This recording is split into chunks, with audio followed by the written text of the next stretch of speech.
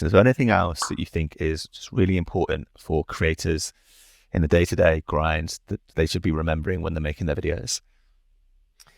I think not getting too hung up on the technical side of it and the kind of the filmmaking part of it. And what I mean by that is that, I mean, I love that side of it. I love the technical side of the actual camera side of things, the audio. I've got quite a big history in both of those areas, so it's just a passion of mine.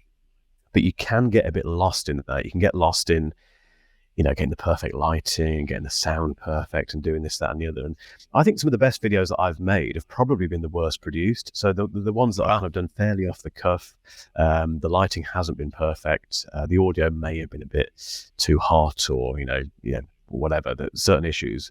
But actually, again, because the story was there, and I got something right with the whole the whole narrative of the video. It didn't matter. None of that stuff mattered. And I've witnessed other people, no one that I'm kind of close to, but I have seen other YouTubers who are clearly so invested in making the most perfect looking video, or the most perfect sounding, or picking the most amazing locations, and none of that really matters. Which it sounds brutal, but you can waste an awful lot of time doing that stuff when the audience doesn't really care. And the thing that kind of illustrates this is that you do see a lot of very successful YouTubers and also content creators on other platforms who make the worst looking videos. They will just use their phone and they'll have hundreds of thousands of subscribers. And the reason I've got those subscribers is because they can tell a really good story, and it doesn't, as long as you can see them and hear them, no one cares basically. So that you have to find, I think if you're like me, so if you do like this part of it, the whole technical side of it, is finding that balance between being a perfectionist with that and not letting it get in the way of your process. Basically, that's really hard, but I think I'm getting there slowly.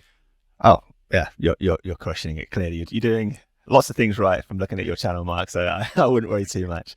And just to tail end that, I can completely resonate with that common pitfall that you just explained that YouTubers can fall down. That's been something. Well, I set some context. I've always been into photography and video myself, and I think potentially the technical side.